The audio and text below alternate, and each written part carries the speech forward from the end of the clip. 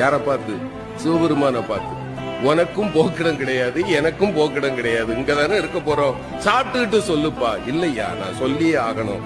அந்த ஏழை சிரித்து கொண்டே சொன்னார், என்ன பெருசா சொல்லிட போற, நீ யார், அவ்வளவுதானே, நான் சொல்லவா, நீ பரம்பொருள், இங்கு கோயில் கொண்டிருக்கக்கூடிய காசி விஸ்வநாதன், நீ சரிதானப்பான்னா. இறைவன் ஆடி போயிட்டான். ஞானிகளாலும் கண்டுகொள்ள முடியாத என்னை மகனே நீ எப்படிப்பா கண்டுகொண்டாயின்னா. அந்த ஏழை சொன்னா, இந்த ஊர்ல யாருமே என்ன மனுஷனா பார்க்க மாட்டாங்க ஐயா, என்ன பார்த்தா 100 அடி தள்ளி போயிடுவாங்க.